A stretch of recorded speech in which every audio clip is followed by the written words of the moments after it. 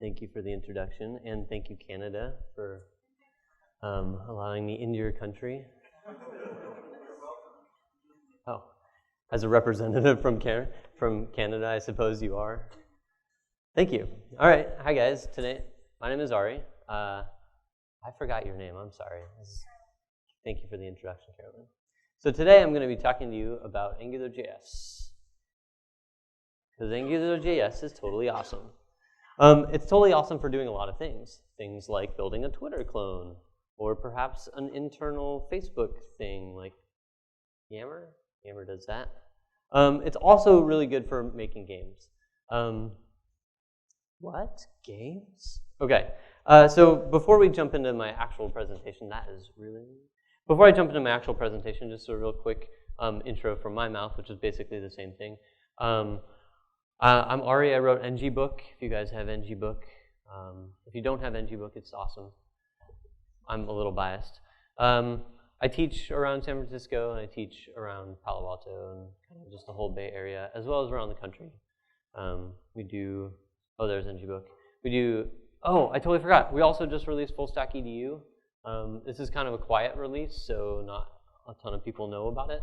However, if you guys saw Apple Swift, or if you guys saw the Swift announcement, we built a Flappy Bird clone in 9 hours and released it. And if you saw TechCrunch the next day, we were on it. Hooray! And it totally brought our site down. But it's back up, so you're more than welcome to go check it out now. And this is the slide that I was going to say. We also do corporate training. So if you guys work for a big corporation, you're like, oh, that guy's a really fun guy, then we do that too. And you can contact me here. Okay, so enough of that. So let's talk about games. Gaming isn't going away. There's nothing we can do about it, and I don't want to do anything about it because I like playing games. Who's playing a game right now? I would be willing to bet there's at least one person. Yeah, there's one. Okay. Yeah, 2048, right? So if you go to NG Newsletter, I also wrote a clone of how to build 2048 in Angular and release the source code. It's a giant article. I'm pretty proud of it. Anyway, enough of that. So gaming isn't go away, and it's a really giant business. Flappy Bird, am I right? So now that you're convinced that I've shown you all these graphs and all the stats about how many games there are in the world, and how many people are playing them right now and things, and how much money you can make off making a game. Let's talk about building an arcade. So we're going to build an arcade. I lied. I already pre-built an arcade, but we're going to walk through the pre-built arcade that I built here, right? I built it in Angular, and so that's the purpose of this talk. So why Angular? Why would you build a game that supposedly needs high performance in your browser when you're using Angular, which adds an extra event loop inside the browser? Well, I wholeheartedly believe that anything that will make you faster, anything that you're super good at, is a good tool if you're really good at that. And I wrote a 630-page book on the subject. I happen to really like Angular. That's why I built games with Angular. And it's a tool that I love. So Angular is fun. Angular is really efficient for development. If you're a business person, the next slide is good for you. It's really good for production, and it's really becoming increasingly easier and easier to hire. So either if you're a developer and you're looking for a job, learn Angular. If you're a business person or you know a business person and they're looking to hire an Angular developer, it's becoming really easy because there's lots of us doing it, like everyone in this room. And I can go on for a long time about why Angular is awesome. Also, games are fun. Games are fun to develop. In fact, writing this talk on Angular, I spent more time playing games that I was researching than I actually wrote the presentation. Yeah. So this talk is Angular and games. So the question that I always get when talking about Angular, regardless if it's about games or if it's about a Twitter clone, is how does performance measure up? Especially when I'm talking about games, especially when people are like, well, I get the question often at Hack Reactor, what is Angular not good for? And a lot of the times people say games are really hard are really bad because you're adding an extra event loop. The browser has to run its own event loop, and then Angular has to run its own event loop, and sometimes those are switched. Either way, adding an extra event loop inside of there, adding extra processing for your browser to have to render, which then translates over to the CPU, and if you're on a good browser, the GPU and the CPU. This is true if you're writing a really hardcore game. If you're writing Unreal entirely in Angular, it's not going to work. In fact, when you start rendering your world, like maybe a little tree in the corner, your browser will die and light on fire. But I propose that that's true for a very limited small amount of games out there in the world. So before we go and we look into the arcade, let's look at the different types of games out there. So most games don't need a lot of performance. Most games, your browser with 50 tabs open will still run fine. Anything that will run with like 3 tabs will still run fine inside of an Angular app. So you have things like, this is a type of game, and this game is built in Phaser. This is a cannon launching game. There's not much going on that screen, and you could build this game pretty easily inside of Angular, and I would say much faster than you could inside pure JavaScript. Well, that would be silly. Why would you do a game in pure JavaScript? Okay. Command and Conquer, totally easy. There are lots of things happening on screen at the same time. But Angular, I haven't built this game, but Angular potentially could handle this pretty well. Turn-based games, turn-based strategy games, Angry Birds, totally easy. Flappy Bird, oh, I already referenced this. Oh, silly. First-person shooters. You have trivia games. Who remembers Myst? Are you guys old enough? Sweet. Myst is awesome. Unless, of course, you were born after it was made, in which case you don't know about it. So which of these do you guys think will require heavy CPU usage? Well, I said CPU, but also GPU. Yeah, potentially. I don't think any of them will. Depending if you're using the right browser, of course. If you're on Chrome Edge, and Chrome Edge uses the GPU, especially if you're doing things in 3D, I don't think that'll actually suffer. If you're using WebGL, also. If you're mining for Bitcoin, then you probably need some heavy GPU, heavy CPU. So, as I said, the premise for this talk is that Angular for games, the performance of Angular for games is good enough, and it's getting a lot better. And it will get a lot better sooner with when Angular 1.3 comes out, and then when Angular 2.0 comes out, the entire digest cycle is getting rewritten. It'll be even faster. Okay, so back to our arcade. Let's look at a few different types of games in our arcade. We have a 3D game. So this is a game in, it's not really a game, it's just a star field that moves when I move my mouse. However, this star field is rendering on WebGL, and there's a lot of stuff going on. Every single one of those pixels is being re-rendered at 50 some odd frames a second. Yeah, I just said 50 some odd frames a second. Most games can run anywhere between 30 and 60 frames a second. This is desktop performance.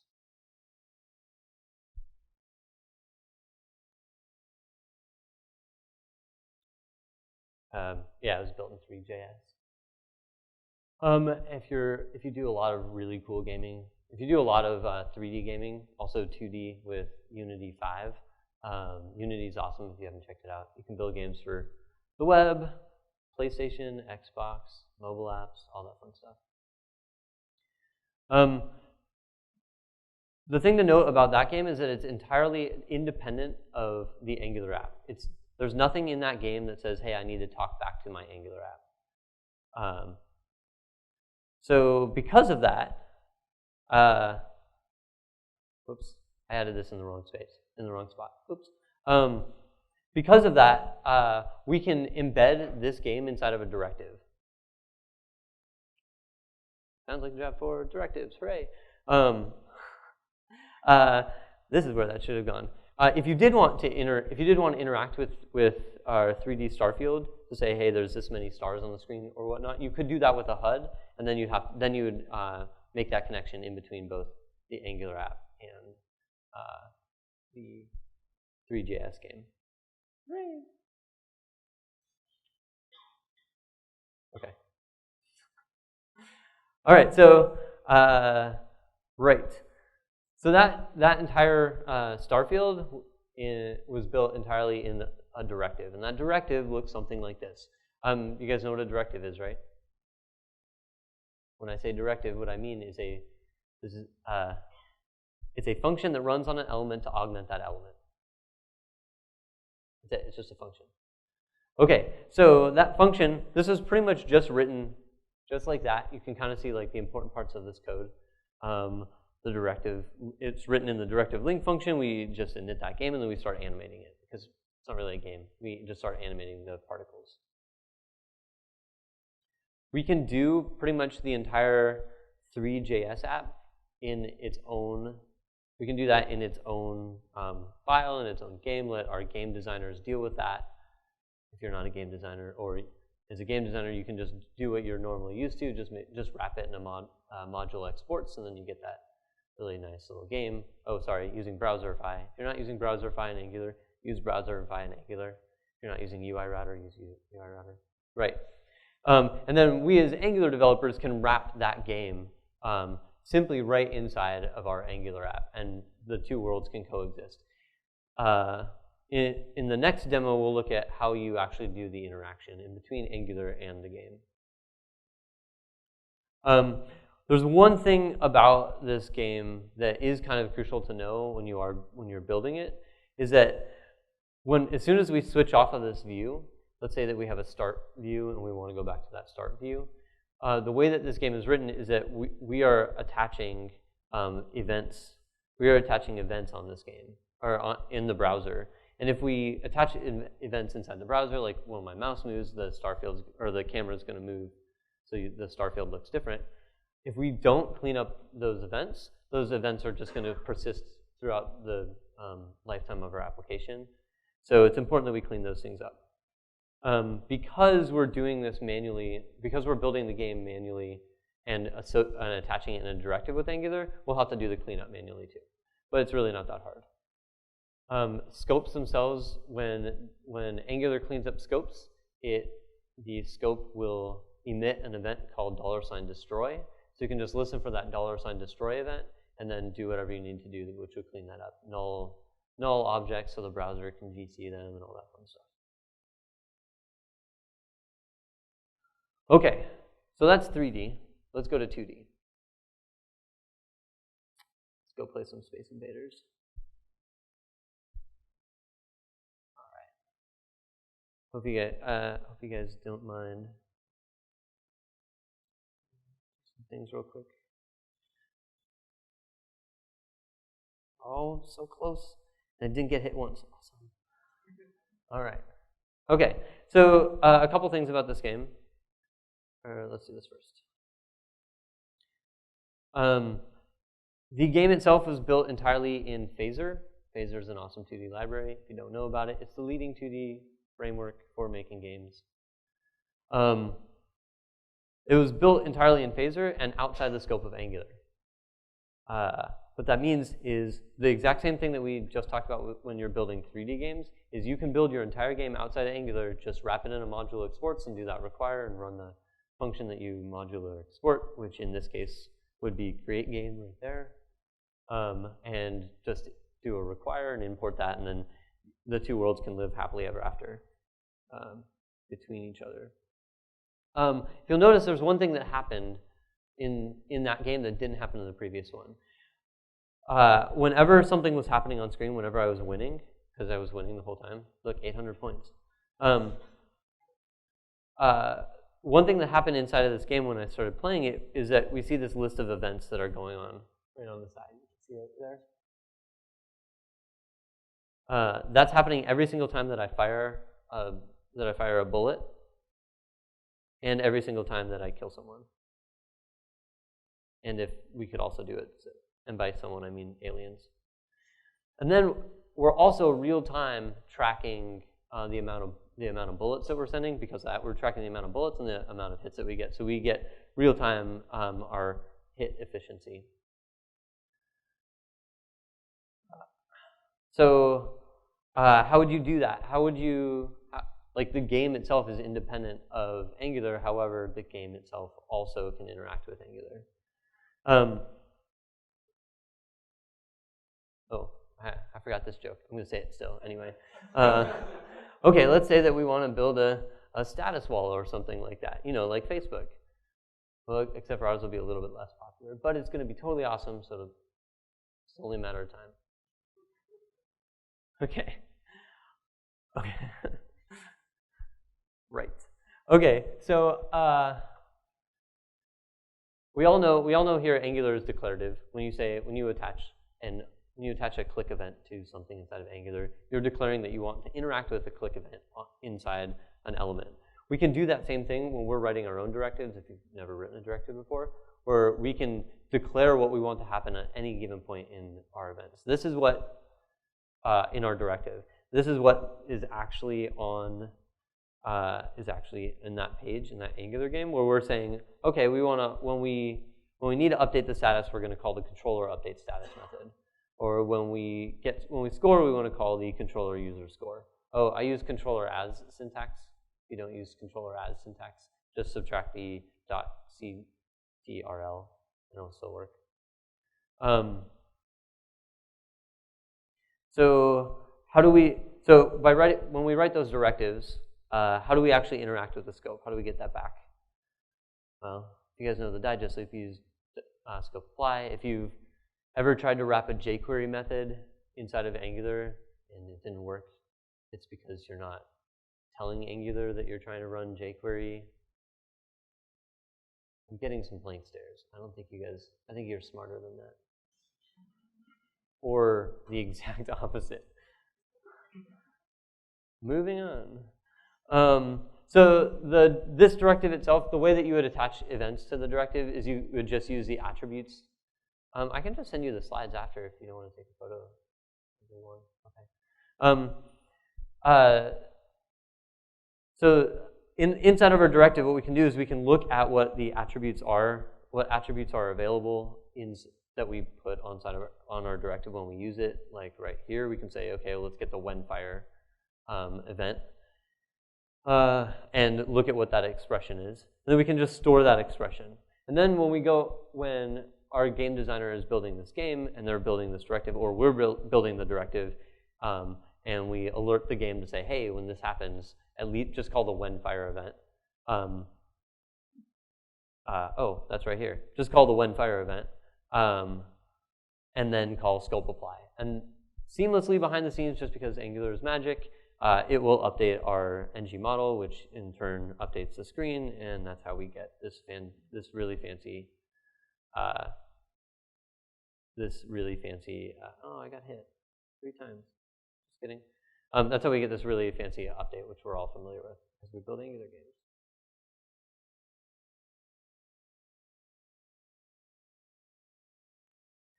Oh yeah, I forgot I even made this graphic. That's cool. So what we're doing, effectively what we're doing is we are wrapping any events that happen inside the game, and we're telling our Angular app by calling $scope apply. So this is where that HUD message was supposed to go. If you're taking a step back from the actual presentation, you'll think, well, Angular itself although it is good for it is good to allow Angular to do a lot of the animations when you're building a game. It's not super good for actually making the game. Like, there's no really good Angular 3D libraries that are performant enough to actually run a game built entirely in Angular.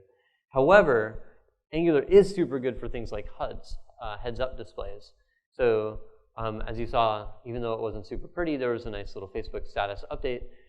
You could do the same thing inside of a game like this. if you wanted to build this entire thing. You wanted to build the entire HUD message and all the messages that players chat with each other, as well as like scores and maps and all that. You could definitely do that inside of Angular, no problem.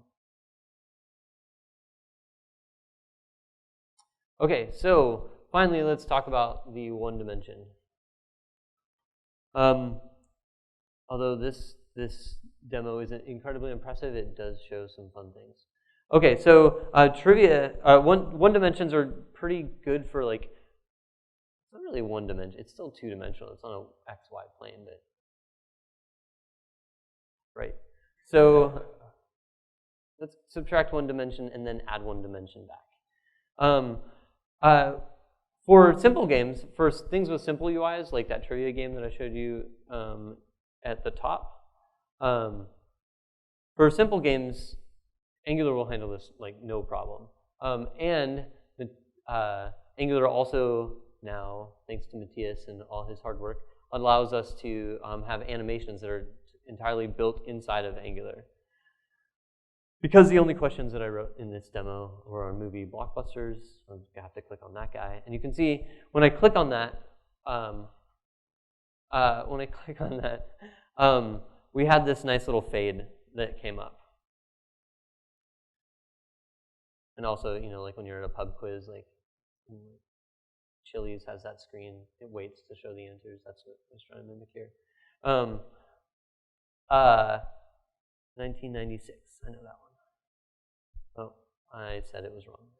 Anyway, so when you're, if you're building like a simple trivia game, or you're building, I was going to say Legend of Zelda, but that's not really a good example. When you're building like anything that doesn't require another library, Angular will handle it. It's a super piece of cake. So these transitions right here are built entirely inside of Angular. Are released entirely by the Angular team. You use Angular and Angular Animate, and both those are free and MIT licensed and available on AngularJS.org. That is using simple CSS transitions and transformations using the ng-animate library. So if you haven't used the ng-animate library, it's pretty easy. Basically what it does is anytime that, at least as it exists right now, anytime that an element is shown on screen, or an element is hidden on screen, or a class is added, there's a whole bunch. What it will do is it will add a specific class to it. It'll add a specific class to the element. So for instance, to make that thing fade and appear, because we're using an ng-if right here, ng-animate will add the ng-leave and the ng-enter class immediately to it, and then it will add the ng-leave and ng-enter active class on it. So it basically gives us a way to set up our animation, and then and then run the animation. And then it'll remove both classes, and that's important. Okay. So the last demo that I have here is Street Fighter that says Tower Defense. Was a different game. This Street Fighter, this entire game, was written entirely using CSS animations and a controller. That's it. And jump and all that fun stuff. In order to get that to work, I think I'll publish all this online so you guys can look at. Go to fullstack.io on GitHub, and it will be one of the top repositories sometime next week, sometime next year. I could use that joke if this is like December 31st. It's not, so. So that uses simple CSS animation, just like this, where you have, we're just using a WebKit animation, or not WebKit animation, but we're just using animation. This is a CSS3 tag, or a CSS3 declaration, and we're also adding a transition. And that transition is the thing that allows us to transform our element from one spot on the screen to the next spot on the screen. This is built in to ng-animate. There's nothing inside this demo that's written inside of a directive. Everything is built using ng-animate. So every single time, what we're actually doing, wasn't planning on showing code, but what we're actually doing is, what game was that again? Tower defense. What we're actually doing is, oh, I totally lied. I did wrap it in a directive. Oh, there it is. What we're actually doing is we're simply just adding a class for any time that we want to walk. Every single time that we're saying, hey, we're going to walk, we're adding that walk class and then the direction that we want to go. What that does is it tells ng-animate. What it does is it tells ng-animate to add this left add class, and then when the animation is ready to go, then it's going to add the left add active class. Of course, we don't have any way for detecting collisions here, so in order to do that, you would have to build a custom directive that would watch for the location of your fireball, for instance, or calculate the distance in between two different players and know approximately how big a kick is, and then subtract that kick, or subtract that distance and see if they're at 0 or less. Okay, so resources for everything that we just talked about. For 2D games, Phaser is pretty much like the best resource that I can point you if you want to build 2D games. If you want to build 3D games, Unity is fantastic. That should have been a list. Oh well. Weird. Unity is fantastic. 3.js is fantastic. There's also Pixie.js, which is super good for 2D games, and Create.js, which is also another good one for 2D games. And also, whenever you're building a game like this guy, you guys see how he's moving right there? Holy cow, that's pretty rad. That's using sprites. Sprites are really easy, especially if you're using Sass or less to make that happen. There's a free texture packer called Texture Packer. You can get that for free. I think it's a texture packer. Nope, just do a search. Cool, and you'll probably need Photoshop if you want to make any games, of course, unless you want to steal all your graphics, like I did.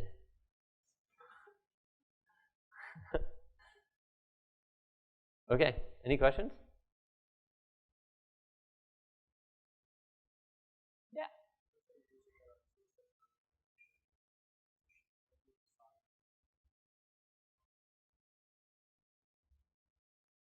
If we're adding, so the question is, if we're using CSS animations, like when do I use?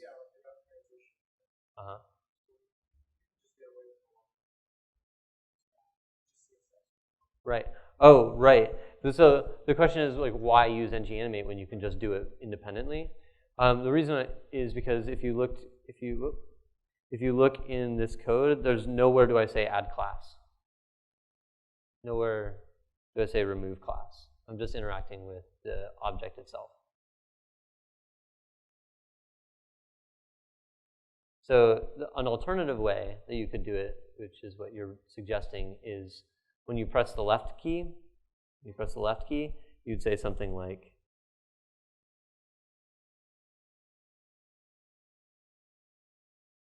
that's pseudocode, it doesn't work like that. And then do a timeout and wait for that, right? ng-animate makes it easy so that I don't actually have to do any, I don't have to interact with the DOM the way that I don't want to interact with the DOM because I'm using Angular. So I'm just dealing with states rather than the DOM. Sweet. I ended way earlier than I expected I would. If you guys want to, if you have any more specific questions or you want to see implementations, I'm around all day. Of course, the day is almost over, so easier for me. Should I dance? Oh, I lied. There is one question. Yeah.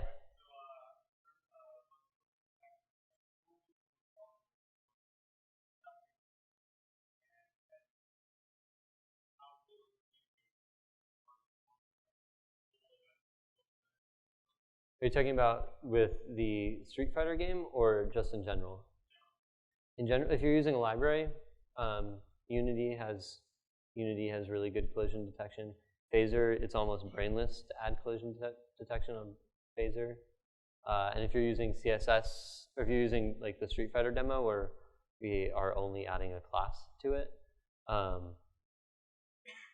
you have to be responsible for that. And how I would handle that is I would run the collision detection the way that I said that I would, and then I would broadcast an event outwards. Or emit an event upwards. Sweet.